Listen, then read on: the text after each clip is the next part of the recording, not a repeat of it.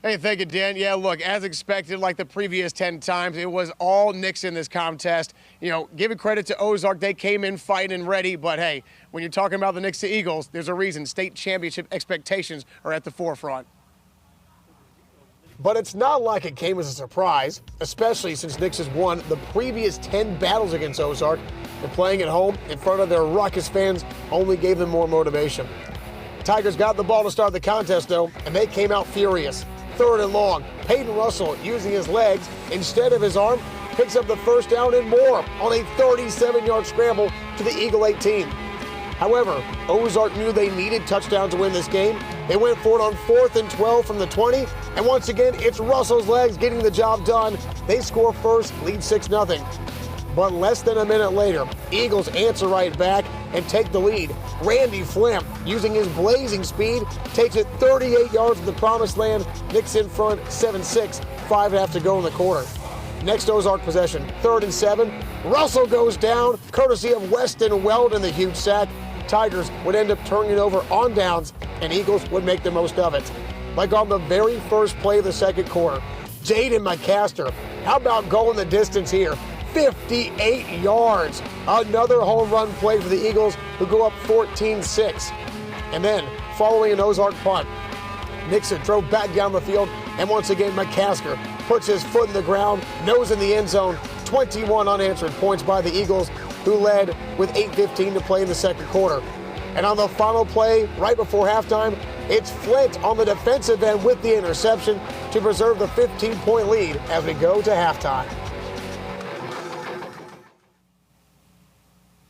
All right, so at halftime, it was a 15-point ball game. By the end of the game, it was 42-6. Yeah, a big 36-point gap there, but again, not surprising since this same result or similar result came down 3 weeks ago when Nixa won 57-7. So in total, you had a great night. Adam McKnight with 2 touchdowns, Randy Flint with 2, and Jaden McCasker had the hat trick with 3. So once again, Knicks are rolling here as they will now play next week against Joplin in the Class 6 District 5 championship game. Going to be a war there. Reporting out here live at Nixa High School, Chris Pinson, 1st and 10. Thanks a lot, Chris. We'll get back to you later in the show. In Class 2, Springfield Catholic Fighting Irish hosting Forsyth. The Irish 8-2, the Panthers 7-3. Back in late September, Catholic beat Forsyth by 16 points, but that means nothing now that we're in the postseason. And Forsyth rode a 5-game winning streak into Swiss Helm Field. Catholic strikes first. The pitch to Easton Gifford around the right side, picks up some blocks and scores from 17 yards out, 7-0 Irish. After an onside kick, Catholic scores again, same play. Jet Lewis with the pitch to Gifford. This time he bashes his way in from 11 yards out to make it 14-0 Irish. But Forsyth would get back in it on one play. KK Conway gets the ball, turns the corner to the right side, tap dances down the sideline right there, stays in bounds, and then takes it 65 yards to the house, 14-6 with the missed PAT. Still in the first quarter. Panthers scoring this to Marcus Holmes, 3-yard touchdown, 14-12 with the missed PAT. Second quarter, Forsyth's Chris Hallbrook, the quarterback, hits Thomas Strahan with this 37-yard pass connection for a 1st and 10. And then a few plays later, the two would hook up again. This time it's for a touchdown, 20-14 Forsyth with the lead. And the last report, it was 33-29 Panthers in the fourth quarter. In Class 4, the 5-4 Lebanon Yellow Jackets hosting 3-7 Camdenton. Both the Lakers and Jackets looking to jumpstart their seasons with a playoff victory, and it's a renewal of the old Highway 5 rivalry between these two teams. The Jackets have won 3 of the last 4 games coming in. Camdenton had the ball first and was looking to throw it.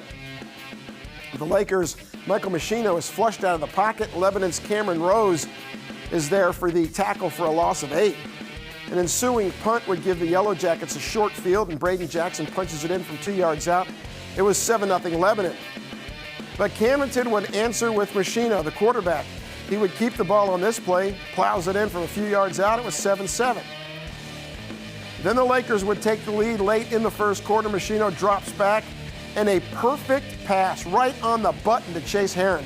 Nice catch, sheds the tackle, takes it into the end zone, a 50-yard touchdown, 14-7 Lakers. Lebanon, though, would tie it back up again. Beckett York with this play-action pass to a wide-open Brody Shoemaker, 45-yard touchdown, 14-14. And the Jackets went on to win this. It just ended up in Lebanon, the final 62-28 Yellow Jackets. Staying in Class 5, the Republic Tigers at home to Webb City. Retmo 8-2, Cardinals 7-3. The Tigers have won 8 of their last 9 games. One of those wins was a 6-point victory over Webb City at their place. Republic would have been moving the ball early. Preston McCracken with the quarterback keeper for 9 yards and a 1st and 10. And then the Tigers would cash that in when McCracken calls his own number again. This time he scores from 8 yards out to make it 7-0 Republic. Now Webb City would move the ball on the ground as well. Mason Williams gets it around the left side, turns the corner, down the far sideline, gets 54 yards for a 1st and 10 before he's finally pushed out of bounds. But the Cardinals would have to settle for a 26-yard Diego Aldrete field goal to make it a 7-3 game. Republic would extend that lead, though, in the second quarter. The handoff to Kieran Govan.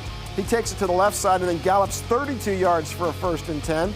The Tigers cash that in on this Preston McCracken 9-yard touchdown run to make it 14-3 Republic. And Retmo goes on to win this one 41-24. The Tigers will play the Carthage Tigers in the next round of the playoffs.